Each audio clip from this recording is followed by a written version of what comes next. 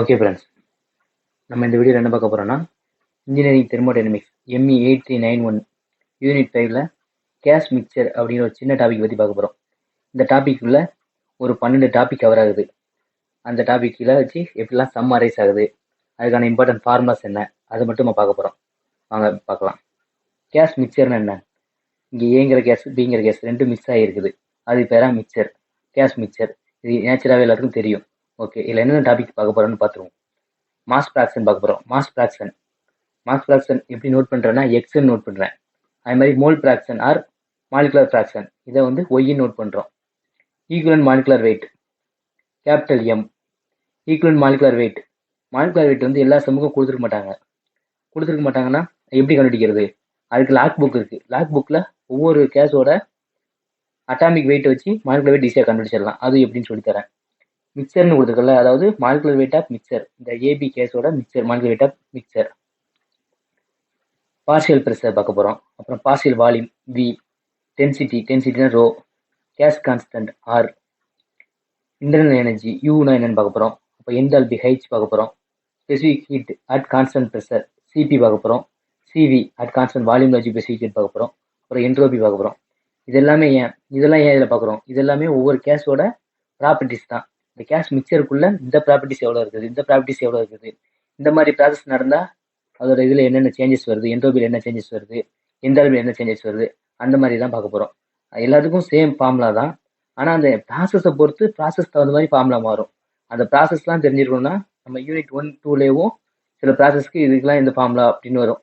அந்த யூனிட் 1, 2ல் தரவாக இருந்தால் மட்டும்தான் அடுத்து வரக்கூடிய தெர்மோ யூனிட்ஸ்லாம் தரவாக இருக்க முடியும்.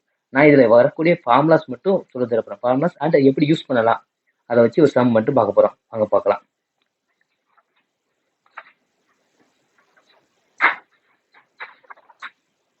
Mass fraction. First mass fraction பார்த்துடலாம். மாஸ் ஃப்ராக்ஷன் என்ன சொன்னேன்? எக்ஸ் நோட் பண்ணியிருக்கேன்னா mass fraction X equal to, அதாவது மாஸ் ஃப்ராக்ஷன் என்னென்னா டோட்டல் மாஸில் எவ்வளவு இண்டிவிஜுவல் இருக்குது, அதான் இண்டிவிஜுவல் மாஸ். அது நம்ம 2 கேஸ் எடுத்துருந்தோமா, ஏபிங்கிற கேஸு. இப்போ வந்து மாஸ் ஃப்ராக்ஷன் ஆஃப் ஏ கேட்குறாங்க. அப்புறம் என்ன செய்யணும்?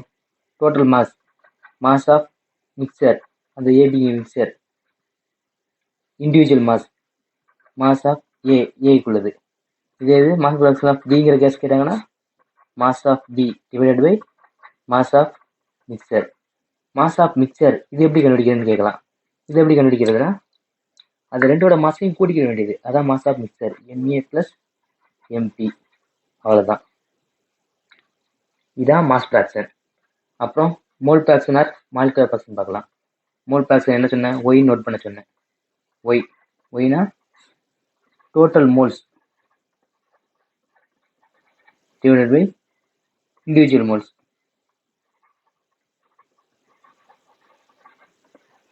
மோல் ஃப்ராக்ஷன்னால மோல்ஸில் வரும். மோல்ஸ் இங்கே கேள்விப்பட்ட மாதிரியே இருக்கும். எங்கன்னா ஸ்கூலில் படிச்சதுதான். Number of moles N equal to mass divided by molecular weight. இதே இது மோல்ஸ் ஆஃப் நைட்ரஜன் கேட்குறாங்க. நம்பர் ஆஃப் மோல்ஸ் ஆஃப் நைட்ரஜனுக்கு எவ்வளோ இருக்குன்னு பார்க்குறோம். அப்படின்னா என்ன செய்வோம்? Mass of nitrogen divided by molecular weight of nitrogen. அவ்வளோதான். மாலிகுலர் வெயிட் ஆஃப் நைட்ரஜன் இதுக்கு நான் எங்கே போய் பார்க்குறது? இதைத்தான் லாக் புக்கில் பார்க்கணுங்கிறது. மாலிகுலர் வெயிட் ஆஃப் நைட்ரஜன் வந்து லாக் புக்லேயே பார்த்தோம்னா அது அட்டாமிக் நம்பர் இருக்கும். அட்டாமிக் நம்பர் வச்சு மாலிகுலர் வெயிட் கண்டுபிடிச்சிடலாம். இப்போ நான் சில முக்கியமான கேஸஸ் மட்டும் மாலிகுலர் வெயிட் சொல்லித்தரேன். ஆக்சிஜனுக்கு வந்து 16, ஹைட்ரஜனுக்கு 1, சல்ஃபருக்கு 32, நைட்ரஜனுக்கு வந்து 14, சோடியமுக்கு வந்து 23. இதெல்லாம் அட்டாமிக் வெயிட்டு, சில முக்கியமான இது கேஸஸோட அட்டாமிக் வெயிட்டு. இது நைட்ரஜனோட அட்டாமிக் வெயிட் தானே இங்கே தேவைப்படுது. நைட்ரஜன் என்னது? N2வா? நைட்ரஜனுக்கு 14, 2 × 14 28. இதுதான் மாலிகுலர் வெயிட் ஆஃப் நைட்ரஜன், அதாவது capital MN2 28. Mass of nitrogen வந்து சம்மிலே கொடுத்துருப்பாங்க. அதை வச்சு நம்ம number of moles of nitrogen கண்டுபிடிச்சிடலாம். டோட்டல் மோல்ஸ் கேட்டாங்கன்னா எப்படி செய்வோம்? டோட்டல் மோல்ஸ்னால் இந்த இண்டிவிஜுவல்லாம் கழிச்சு அதெல்லாம் கூட்டுறது தான் டோட்டல் மோல்ஸ். அதாவது ஒய் எப்படி வரும்னா, இப்போ மாலிகுலர் வெயிட் ஆஃப் ஏங்கிற கேஸ் கேட்டிருக்காங்க. அப்போ individual moles of A divided by total moles of அந்த மிக்சர், அந்த மிக்சிங்குள்ள எவ்வளோ மோல்ஸ் இருக்குது கூட்டி பார்க்கறது தான். இதுதான் மாலிகுலர் ஃப்ராக்ஷன். அடுத்து என்ன பார்க்க போகிறோன்னா, ஈக்குவலண்ட் மாலிகுலர் வெயிட் பார்க்கலாம். ஈக்குவலண்ட் மாலிகுலர் வெயிட் மூணாவது என்ன பார்க்குறோன்னா, equivalent molecular weight. Molecular weight M, இந்த எம்ங்கிறது அந்த மிக்சர் நோட் பண்ணுறக்காண்டி.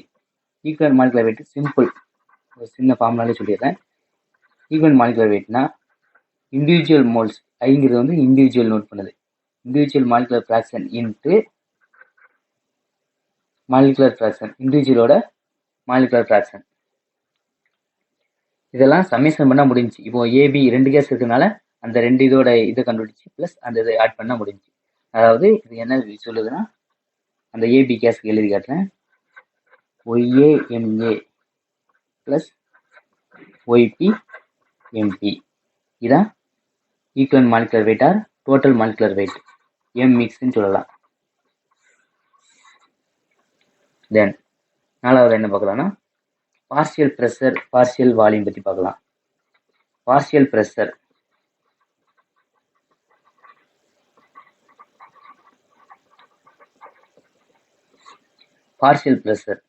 நமக்கு தெர்மோடைனமிக்ஸ்னாலே ஒரு முக்கியமான ஒரு ரூல், ஒரு ஃபார்முலா இருக்குது. பிவி ஈக்குவல் டு எம்ஆர்டின்னு, இதுலேருந்தே பார்ஷியல் ப்ரெஷர் கண்டுபிடிக்கலாம்.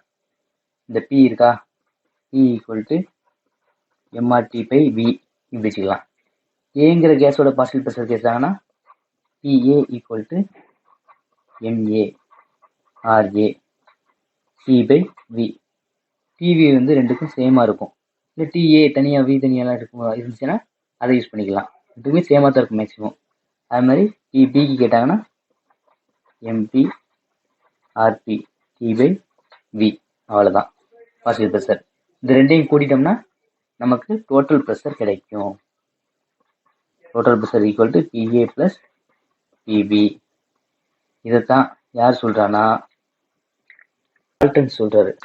டால்டன்ஸோட ரூலே தான், டால்டன்ஸ் லாவை தான் பார்ஷியல் ப்ரெஷரை பற்றி சொல்லுது. அதாவது என்னென்னா, இண்டிவிஜுவலாக கண்டுபிடிச்சி அந்த இண்டிவிஜுவலாம் கூட்டுறது தான் டோட்டல் ப்ரெஷரு அப்படிங்கிறது தான் டால்டன்ஸ் லா சொல்கிறாரு. அதாவது இதை கூட ஒரு சின்ன படம் மாதிரி காட்டலாம்.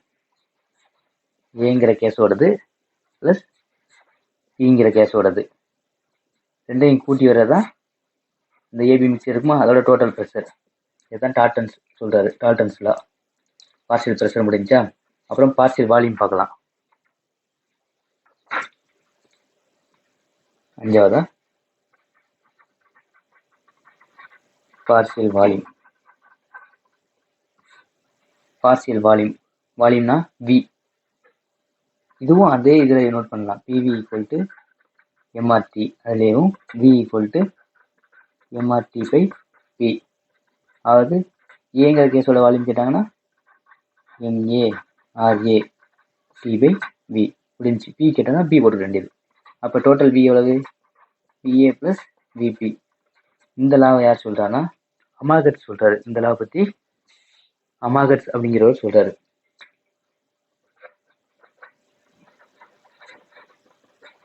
அப்போ அமாகட்ஸ் லா வந்து பார்ஷியல் வால்யூம் பற்றி சொல்லுது. பார்ஷியல் ப்ரெஷரை பற்றி யார் சொல்கிறாங்கன்னா டால்டன்ஸ் லா சொல்லுது. இதை கூட எம்சிக்யூவில் கேட்கலாம். பார்ஷியல் ப்ரெஷர் பார்ஷியல் வால்யூம் பார்த்தாச்சா. இது பார்ஷியல் வால்யூம் கண்டுபிடிக்கிறதுக்கு இன்னொரு ஃபார்முலாவும் இருக்குது. அது என்னென்னா, அந்த மிக்சரோட பார்ஷியல் ப்ரெஷர் கேட்குறாங்க, மிக்சரோட டோட்டல் வால்யூம் கேட்குறாங்கன்னா, மிக்சரோட வால்யூம் கேட்குறாங்க அப்படின்னா volume summation of mass fraction mole fraction. இதான் என்னது, அந்த வால்யூம் கண்டுபிடிக்கிறது. அது மாதிரி பார்ஷியல் ப்ரெஷர் பி மிக்ஸுக்கு வந்து pressure summation of mole fraction இப்படியும் கண்டுபிடிக்கலாம். பிவி ஈக்குவல் டு எம்ஆர்டி ஃபார்முலாவில் பார்ஷியல் வால்யூம் பார்ஷியல் ப்ரெஷர் கண்டுபிடிக்கலாம். அப்படி இல்லைன்னா இந்த ஃபார்முலா கண்டுபிடிக்கலாம். அந்த சம்மில் என்னென்னலாம் கிவன் இருக்கோ அதுக்கு தகுந்த மாதிரி ஃபார்முலா யூஸ் பண்ணிக்கலாம். அதாவது இங்கே என்ன சொல்கிறாங்கன்னா, வால்யூம் சேமாக ஒரு கொடுத்துப்பாங்க, அதோடு நம்ம இதெல்லாம் ஆட் பண்ணணும். என்னென்ன ஆட் பண்ணணும், அதாவது ஒய் கண்டுபிடிக்கணும், ஒய் கண்டுபிடிக்கணும். ஒய்பினா ஏங்கிற கேஸோட மோல் ஃப்ராக்ஷன் ப்ளஸ் பிங்கிற கேஸோட மோல் ஃப்ராக்ஷன். அவ்வளோதான். இங்கே பி வந்து சேமாக இருக்கும், சம்மிலே கொடுத்துருப்பாங்க. ஒய்ங்கிற கேஸு ஏங்கிற கேஸோட மோல் ஃப்ராக்ஷன் ப்ளஸ் பிங்கிற கேஸோட மோல் ஃப்ராக்ஷன் ரெண்டையும் கொடுத்தோம்னா மிக்சர் ஆஃப் ப்ரெஷர் கிடச்சிரும். இந்த ஃபார்முலாவும் யூஸ் பண்ணிக்கலாம், இல்லை இந்த பி ஈக்குவல் டு எம்ஆர்டிங்கிறத யூஸ் பண்ணிக்கலாம். சம்மில் என்ன கேட்டுக்காங்களோ அதுக்கு தகுந்த மாதிரி ஃபார்முலாஸ் யூஸ் பண்ணி கண்டுபிடிச்சிக்கலாம். பாசிட்டிவ் வால்யூம் பார்த்தாச்சு. அடுத்து என்ன பார்க்கலாம்னா டென்சிட்டி பற்றி பார்க்கலாம். டென்சிட்டினாலே அந்த ஃபார்முலா ஞாபகத்துக்கு வந்துடணும். என்ன formula? Rho equal to mass by volume. Mass சம்மிலே மாஸ் கொடுத்துருப்பாங்க, வால்யூம் இருக்கும், அதை வச்சு கண்டுபிடிச்சிக்கலாம். மாஸ் பை வால்யூம் இந்த ஃபார்முலா யூஸ் பண்ணலாம். அப்படி இல்லைன்னா இன்னொரு ஃபார்முலா இருக்குது,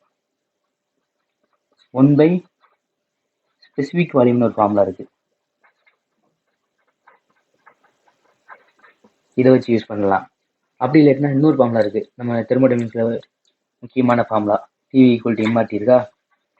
டிவி ஈக்குவல் டு எம்ஆர்டி. இதில் V by M equal to இது எப்படி மாறுது?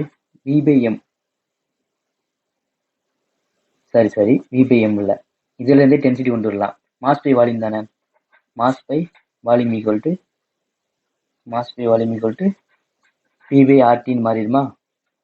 அப்போ டென்சிட்டியோட ஃபார்முலா எப்படி மாறுது? எம் பை வி வந்து density, rho equal to P by RT. இப்போ இண்டிவிஜுவல் கேஸுக்கு டென்சிட்டி கேட்குறாங்க. டென்சிட்டி ஆஃப் ஏங்கிற கேஸ் கேட்குறாங்க.